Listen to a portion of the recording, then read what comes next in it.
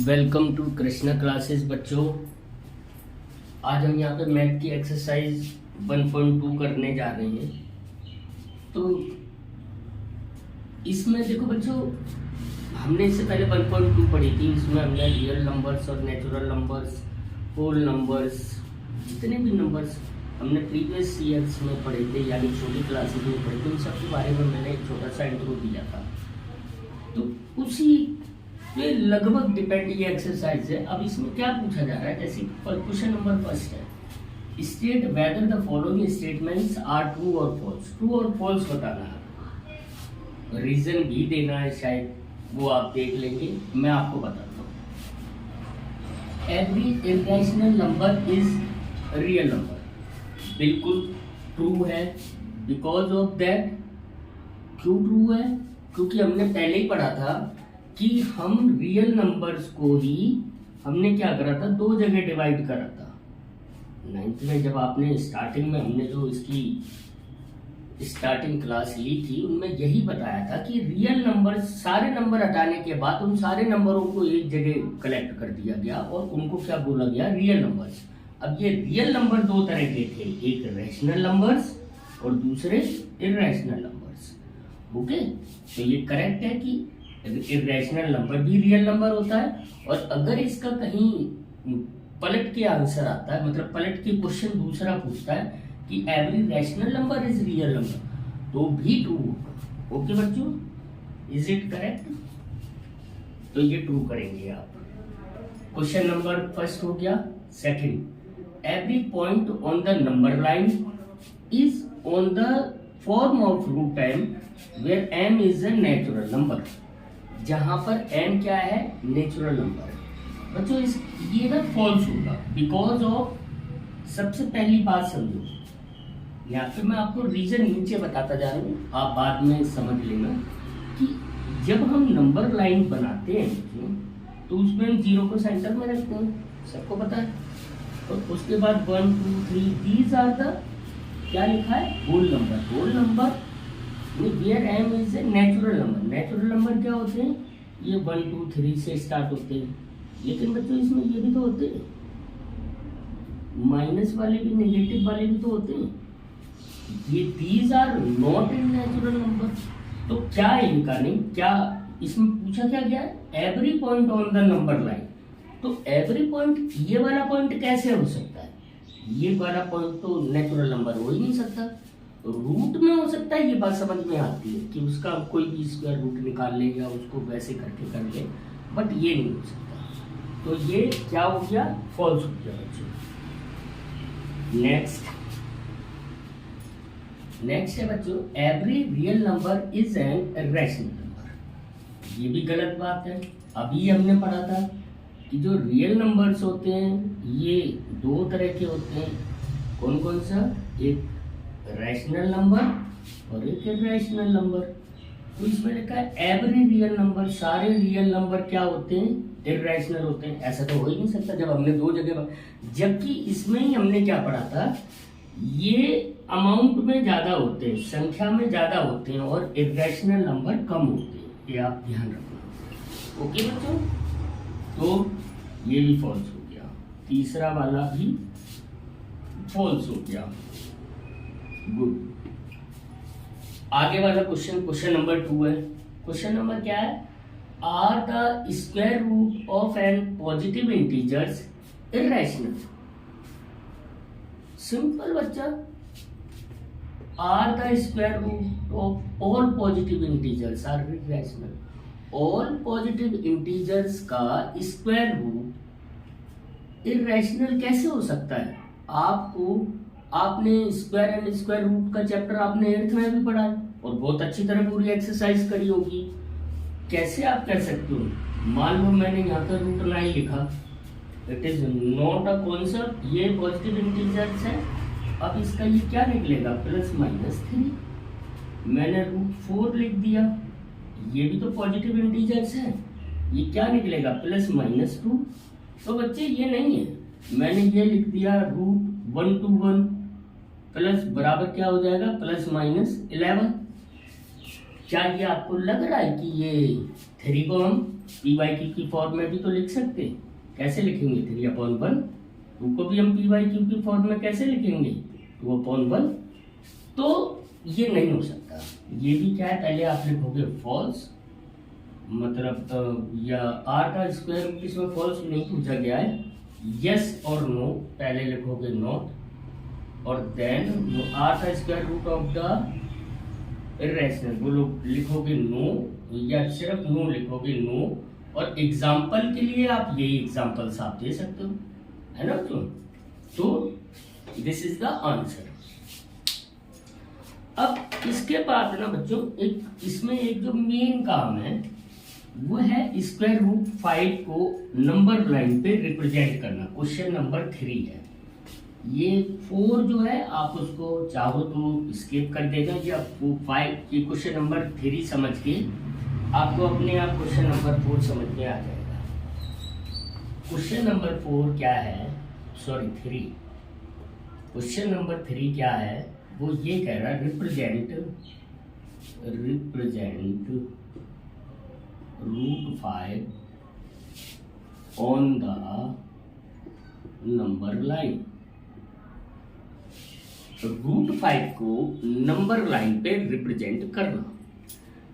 बच्चा ये क्वेश्चन आपको कराने से पहले मैं ना आपको एक छोटा सा, आप एक चीज समझना, मैं आपको पहले रूट 2 का समझाता हूँ, है ना? इसको अभी हम करेंगे, पर पहले आप थोड़ा सा रूट 2 समझ लो, आपको कुछ चीजें समझ में आ जाएंगी, उसके बाद आपको रूट का कोई भी नंबर मिल जाएगा, आप इजीली कर लोगे, है ना? मैं थोड़ी देर के लिए इसको स्किप कर रहा हूँ, आप यहाँ पे रूट 2 समझो।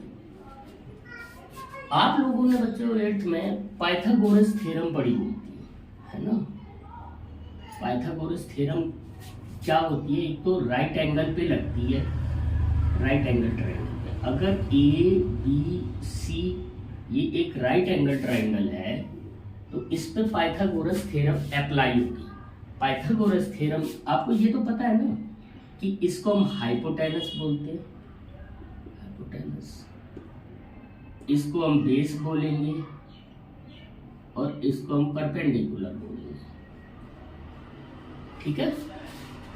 तो ये जो पाइथागोरस थ्योरम है वो क्या कहती है कि अगर हम इसको हम बच्चा एस से डिनोट करेंगे, इसको बी से डिनोट करेंगे, इसको पी से डिनोट करेंगे, तो अकॉर्डिंग टू पाइथागोरस थ्योरम अगर आपको ये गिवन है, ये गिवन है, तो आप ये निकाल सकते हैं। कैसे? कि हाइपोटेनस का square is equal to base का स्क्वायर प्लस परपेंडिकुलर का स्क्वायर, और ये ही चीज हमने यहाँ पे अप्लाई करी हुई है। अब मैं आपको पहले रूट 2 का समझाता हूँ, आप थोड़ा सा आराम से समझना। मतलब कि मैंने एक ना ये नंबर लाइन खींच दी, कोई सी भी सीधी खींच दी, अच्छा चलो कोई सी भी एक लाइन खींच दी, आप स्केल से ही खींचोगे बल्कि, और आपने इस पे एक ये 2 पॉइंट लिए A and B. A B की आपने ये रखा 1 सेंटीमीटर, ठीक है? यहाँ पे आप चाहे कंपास की हेल्प से आप बना सकते हो बच्चा, या फिर डी को लेके बना सकते हो। मान लो मैंने डी लेके बनाया, मैंने यहाँ पे परपेंडिकुलर और बना दिया, परपेंडिकुलर यानी 90 डिग्री बच्चे, ये 90 डिग्री हो गया, और इसको भी मैंने यहाँ पे सी 1 सेंटीमीटर काट लिया। कितना काट लिया? 1 सेंटीमीटर, है ना? अब जो समझो बच्चे, अब जो ये वाली होगी, ये वाली line, this is the hypotenuse, है ना? इसका ये बेस हो गया, ये परपेंडिकुलर हो गया बच्चा, ये हाइपोटेनस हो गया। सिर्फ यही समझना है आप बच्चे, इतना समझने के बाद आपके लिए बहुत इजी हो जाएगा। अब अगर इसको मैं इस पाइथागोरस थ्योरम के अकॉर्डिंग लिखूं तो मैं क्या लिखूंगी? क्या लिखो? आप लिखोगे क्या? आप लिखोगे बच्चे h का स्क्वायर बराबर b का स्क्वायर प्लस p का स्क्वायर। यही आपको गिवन है। आपको ये बोला गया है कि अगर हम इसका स्क्वायर निकालें तो हमें इस बेस का स्क्वायर प्लस इस परपेंडिकुलर के स्क्वायर को हम अगर प्लस कर दें तो इसका स्क्वायर आ जाएगा। बिल्कुल करेक्ट। अब मैंने फिर h का स्क्वायर लिखा, b यहाँ पे हमने कितना लिया है बेटा? 1 सेंटीमीटर, तो मैंने 1 का स्क्वायर लिख दिया, प्लस पी भी हमने 1 सेंटीमीटर लिया तो 1 का स्क्वायर लिख दिया। तो ये h का स्क्वायर इज इक्वल टू ये 1 का स्क्वायर बच्चा 1 होता है और 1 का स्क्वायर फिर हमने 1 लिख दिया, तो ये h का स्क्वायर कितना हो गया, 2 हो गया। अब अगर h का स्क्वायर आपका 2 है तो बेटा h इज इक्वल टू इधर का स्क्वायर हटाएंगे तो दूसरी तरफ जाएगा, तो क्या हो जाएगा, अंडर रूट लग जाएगा, ये अंडर रूट 2 आ गया। यानी कि बेटा हमारी ये वाली जो दूरी थी, ये वाली अगर हम डिस्टेंस इसको काउंट करेंगे तो ये अंडर रूट 2 आएगी। कितनी आएगी, अंडर रूट 2।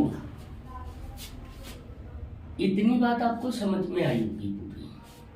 अब अगर हमें ये वाली डिस्टेंस इस नंबर लाइन पे लेनी है तो हम कंपास में बेटा यहां से यहां तक का एक आर्क लगाएंगे और इस आर्क को यहां से लाके ऐसे करके काट देंगे, है ना, जिसको कट यहाँ पे आर्क मारते। इसको अगर हमने ए बी और ये सी माना था तो इसको हम डी मान लेते हैं। कितना मान लेते हैं, डी। तो अगर हम अंडर रूट 2 को नंबर लाइन पे मेजर करना चाहें तो हमारी जो डिस्टेंस होगी ए और D is equal to root 2 ये होगी, और ये अप्रोक्सीमेट बच्चा 1.32 समथिंग कुछ है। ओके, ये इतनी बात आपको पूरी प्रॉपर समझ में आ गई। अगर आपको ये फीचर्स समझ में आ गया हो, ना आया हो तो आप मुझे कमेंट में लिखना, मैं कुछ और भी तरीके से आपको समझाऊंगा, या फिर कंपास और लेके मैं पेपर पे आपके लिए वीडियो बना के भेज दूंगा। बट आप इस चीज को समझ जाओ, अगर आपने इसको समझ लिया तो आपके लिए बाकी बहुत ईजी हो जाएगा। अब हम रूट 5 करेंगे, ये आई थिंक कि लगभग सब लोगों को समझ में आ गया होगा, ठीक है। तो हम रूट 5 का कैसे करेंगे अभी देखते हैं। देखो, एक चीज तो आपको दिमाग में रखनी होगी कि आपको जो स्क्वायर वाला पोर्शन हटा के उसको रूट में करना है तो आपको वो 5 लाना है ना। तो 5 लाने के लिए आपको क्या करना पड़ेगा, सिंपल, मैंने ये इसका आंसर करेंगे। अच्छा, ये आप सारा कुछ लिखोगे बाय ड्रॉ, जैसे ये लिखेंगे draw a line of 2 centimetre, है ना। सबसे पहले हमने क्या करा, 2 सेंटीमीटर की, मतलब इसमें से 2 सेंटीमीटर हमने काट लिया, लाइक दैट कि ये 2 सेंटीमीटर हो गया ए एंड बी, है ना। एंड यहाँ पे फिर लिखोगे एंड परपेंडिकुलर ऑन द, ये पूरा लिखना बच्चों, मैंने शॉर्ट में लिख दिया, ऑन एट बी। यहाँ पे आपने एक परपेंडिकुलर कर लिया, ओके। ये परपेंडिकुलर का मतलब क्या हो गया, 90 डिग्री बना दिया, ठीक है। कट द, यहाँ पे लिख देना cut the 1 centimetre distance to C. यहाँ से हमने ये सी 1 सेंटीमीटर ले लिया, ये कितना है, ये हमारा 1 सेंटीमीटर हो गया, और ये कितना है, ये हमारा 2 सेंटीमीटर है। आपको तो रूट 5 का निकालना है ना, जैसे कि रूट 5 अगर हम नंबर लाइन पे बनाएंगे तो उसकी बच्चा कितनी डिस्टेंस आएगी आपको ये काउंट करना है। आप इसको बनाना, आप बाय कंपास डी रख के बनाना, और इसकी जो भी डिस्टेंस आएगी वो आप सारे बच्चे मुझे कमेंट में बताओगे। अब इसमें जो बेटा, इसमें ये वाली जो लाइन बनेगी ये 2 सेंटीमीटर होगी, ये अब ये वाली जो लाइन बनेगी दिस इज द रूट 5। ये कैसे बनी अब हम देखते हैं। अभी मैंने क्या बोला था, सबसे पहले हमने क्या माना, सी। तो अब अगर हम इस ट्राइंगल की बात करेंगे, इन ट्राइंगल किसकी बात कर रहे हैं, ए बी सी, है ना। इसमें क्या लिखोगे, राइट एंगल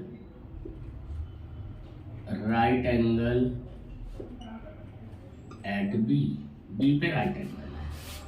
अगर बी पे राइट एंगल है तो क्या हो जाएगा, AC का स्क्वायर मतलब H का square is equal to AB का स्क्वायर, AB का स्क्वायर प्लस BC का स्क्वायर।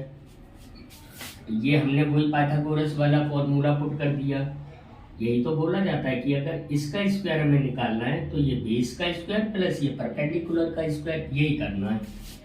अब ये क्या हो गया, AC का स्क्वायर इज इक्वल टू ये कितना है बेटा 2 का स्क्वायर प्लस ये 1 का स्क्वायर, ये कितना हो गया AC का square is equal to 4 plus 1 such that AC का square is equal to 5। Now then AC is equal to √5। अब ये कितनी होगी आपकी AC √5 निकल के आ गई। अब आप फिर वही काम करोगे बच्चे, यहाँ से यहाँ तक कंपास में आर्क लोगे और इसको यहाँ पे कट मारो। अगर ये कट यहाँ पे लाइक दैट D पे आया तो आप क्या लिख देते हो, ये वाला जो डिस्टेंस होगा, नीचे वाला जो डिस्टेंस होगा वो √5 होगा, है ना। AD यानी AD इज इक्वल टू √5। बच्चों इसको देखना, बनाना, समझना और मुझे कमेंट में बताना कि ये कितने सेंटीमीटर आ रही है, ओके। और आपको इस तरह की किसी भी वीडियोस की प्रॉब्लम हो या कुछ चीज़ नहीं समझ में आ रही होगी तो आप लोग मुझे कमेंट करोगे और लाइक एंड सब्सक्राइब जरूर करेंगे। Thank you so much.